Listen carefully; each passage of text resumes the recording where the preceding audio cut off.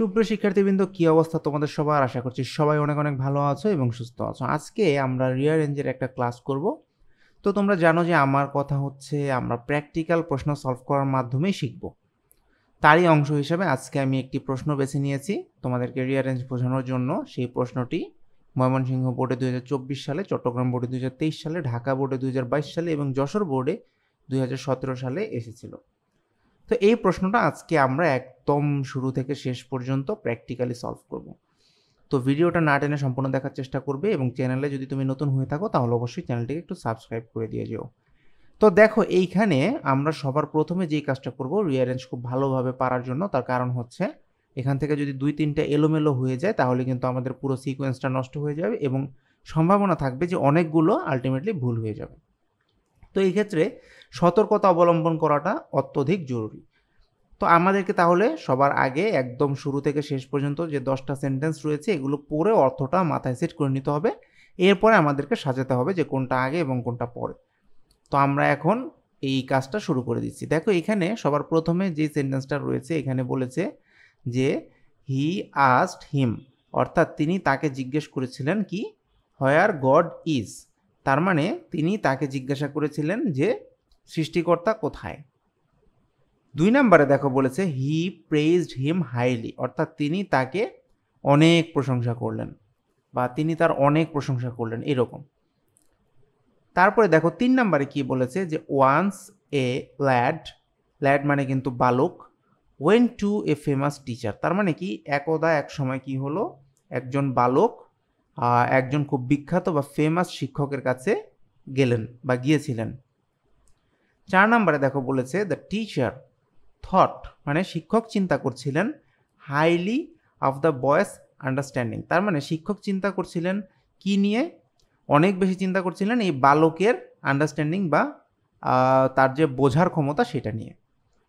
তারপরে 5 নম্বরে দেখো বলেছে দ্য ল্যাড রিপ্লাইড, দেখো রিপ্লাইড মানে কিন্তু উত্তর দিয়েছিলেন, তাহলে বালকটা উত্তর কি দিয়েছিল, দ্যাট বা যে হি উড আনসার, সে অ্যান্সার দিবে বা উত্তর দিবে, if he would tell where he is not, অর্থাৎ বালকটা রিপ্লাই দিয়েছিল যে সে অ্যান্সার দিবে যদি সে বলতে পারে যে যেখানে বা কোথায় সে নেই, কারণ হি ইজ নট মানে কোথায় সে নেই।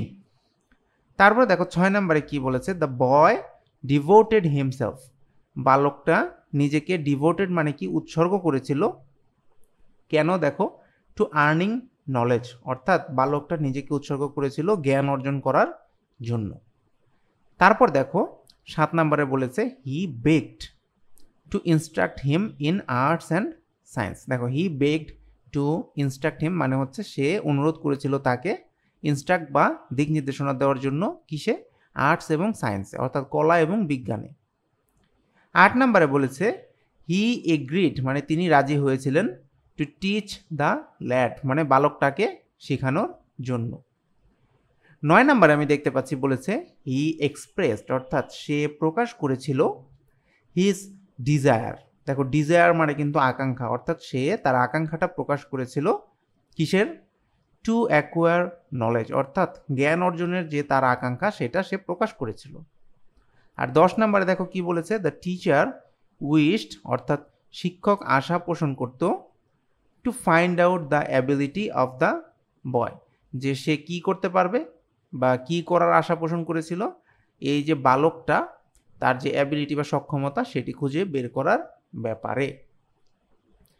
তো এখানে আমি বুঝতে পারছি যে এই প্যাসেজটা হচ্ছে একটি বালক এবং একজন শিক্ষকের মধ্যকার, ঠিক আছে। তো এখন কথা হচ্ছে এইটা যখন আমরা অ্যান্সার করব তখন আমাদেরকে কি চিন্তা করতে হবে সবার প্রথমে, এখানে দেখো আমাদেরকে বুঝতে হবে যে এখানে একটি ওয়ার্ড রয়েছে ওয়ান্স, ওয়ান্স মানে হচ্ছে একদা, তাহলে এই যে একদা ওয়ার্ডটা এখানে বলা হলো, এই একদা ওয়ার্ডটা দিয়ে আমরা কিন্তু প্যাসেজটা চাইলে শুরু করতে পারি যে একদা একটা বালক কি হয়েছিল, একজন বিখ্যাত শিক্ষকের কাছে গিয়েছিল। তো তোমাকে এখানে বুঝতে হবে যে সবার প্রথমে আসলে কোন ধরনের বাক্যগুলো আমরা বসাতে পারবো আর সবার শেষে আসলে আমরা কোন ধরনের বাক্যগুলো বসাতে পারবো।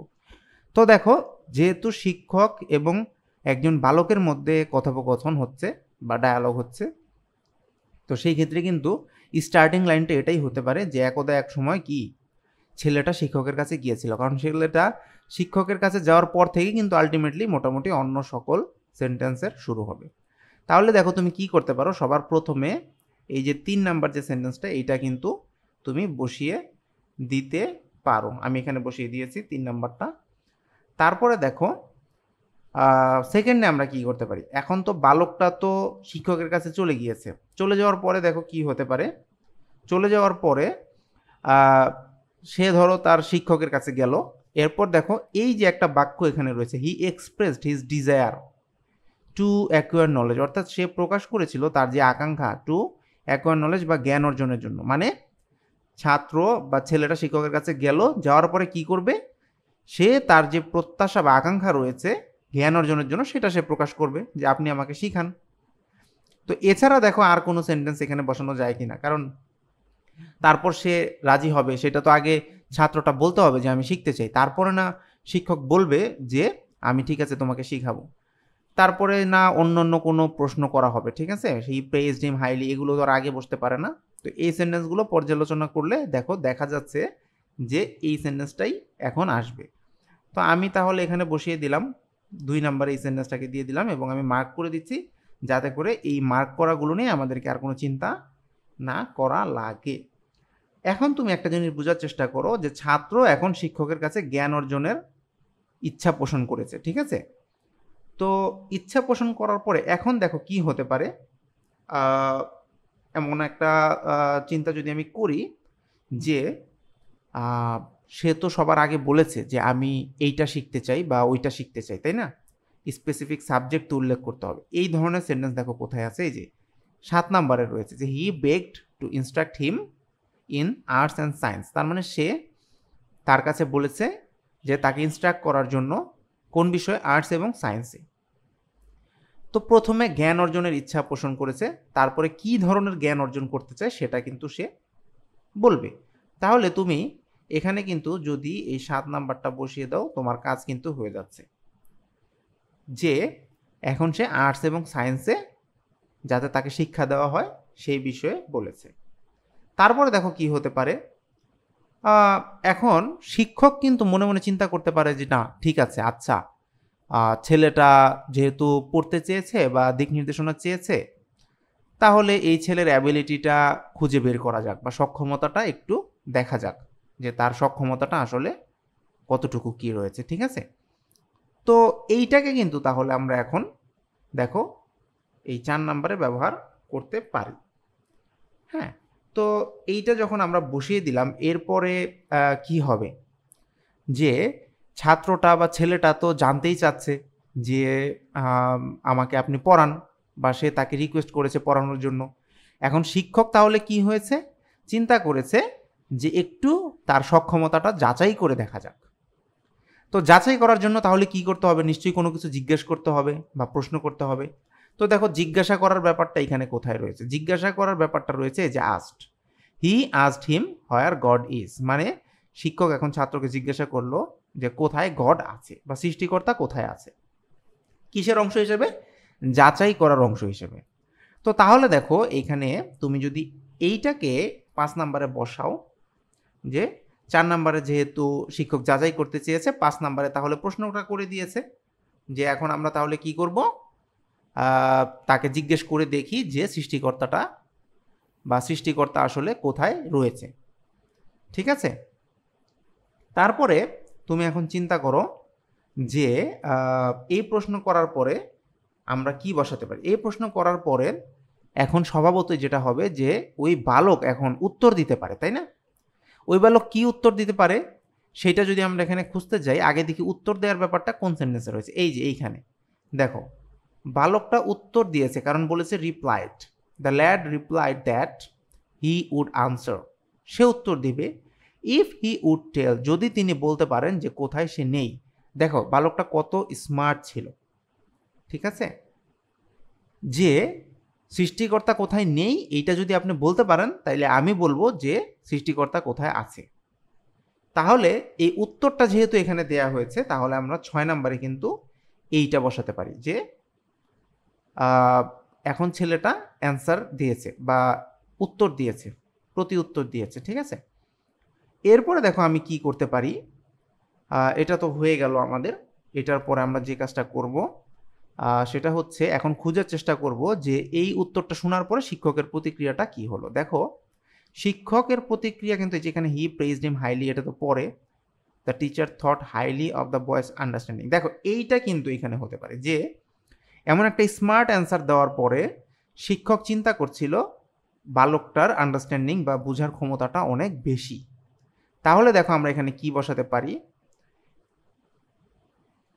এইটা আমি 7 নম্বরে বসিয়ে দিতে পারি। তাহলে কিন্তু আমার কাজটা হয়ে গেল।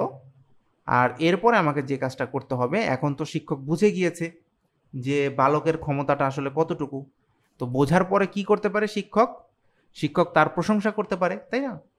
তো প্রশংসা সূচক বাক্যটা দেখো কোথায় রয়েছে, এখানে দেখো 2 নম্বরে রয়েছে, হি প্রেইজড হিম হাইলি। তাহলে তুমি এখানে এইটা অবশ্যই বসাতে পারো।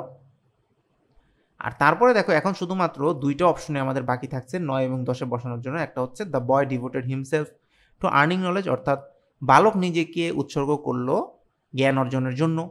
আর একটা হচ্ছে he agreed to teach the lad. এখন তোমাকে বুঝতে হবে আগে কোনটা আর পরে কোনটা। আগে তো ওই যে শিক্ষক রয়েছেন তার রাজি হতে হবে যে ঠিক আছে আমি তোমাকে এখন পড়াবো, তারপর গিয়ে ওই ছেলেটা নিজেকে ডিভোটেড করবে। ব্যাপারটা এরকম, তাই না? কারণ শিক্ষক যদি পড়াতে রাজি না হয় তাহলে তো আর নিজেকে ডিভোট করার কোনো সুযোগ নেই। তো সেই ক্ষেত্রে আমি মনে করি আগে আমাদেরকে এখানে এই যে 8 নাম্বার যে সেন্টেন্সটা রয়েছে এইটা আমরা 9 নাম্বারে ব্যবহার করব। দেখো আমি এখানে বসিয়ে দিয়েছি। আর তার শেষে মানে তারপরে সবার শেষে যে সেন্টেন্সটা বাকি ছিল, এই যে the boy devoted himself to earning knowledge, অর্থাৎ জ্ঞান অর্জনের জন্য নিজেকে উৎসর্গ করলো, সেইটা তাহলে আমি এখানে কি করব, এই যে 10 নাম্বার এখানে আমি এটা ব্যবহার করব। তাহলে দেখো রিয়ারেন্স জিনিসটা কিন্তু কতটা সহজ। জাস্ট তোমাকে কি করতে হবে, প্যাসেজটা একটু পড়তে হবে, সেন্টেন্সগুলো বুঝতে হবে, এর অর্থটা অনুধাবন করতে হবে, তারপর জাস্ট লজিকের মাধ্যমে সাজাতে হবে যে আগে কোন ঘটনাটা ঘটবে পরে কোন ঘটনাটা ঘটবে। এইখানে আমি তোমাদেরকে একটা সামারাইজ করে দিচ্ছি যে একটা বালক একটা শিক্ষকের কাছে গেল, যে সে জ্ঞান অর্জনের আশা পোষণ করলো যে আমি শিখতে চাই আর্টস এবং সায়েন্স। তারপর শিক্ষক চিন্তা করলো যে ঠিক আছে আমি তো শেখাবই, তো একটা কাজ করে দেখা যেতে পারে, ওকে একটা প্রশ্ন করে দেখি। তো সে প্রশ্ন করলো যে বলো তো সৃষ্টিকর্তা কোথায়। এখন ছাত্র বলল যে আপনি আগে বলেন যে তিনি কোথায় নেই, তাহলে আমি বলে দিব যে তিনি কোথায় আছেন। এখন দেখো এই যে একটা স্মার্ট অ্যান্সার ছেলেটা দিল বা বালকটা দিল, এতে করে কিন্তু শিক্ষক বুঝে গেল যে ছেলেটা অনেক স্মার্ট। তো এখন আমার কথা হচ্ছে এরপর সে যেহেতু বুঝতে পারলো, মানে শিক্ষক যেহেতু বুঝতে পারলো যে ছেলেটা আসলেই ট্যালেন্টেড, তখন সে কী করলো, এই ছেলেটাকে পড়ানোর জন্য রাজি হলো।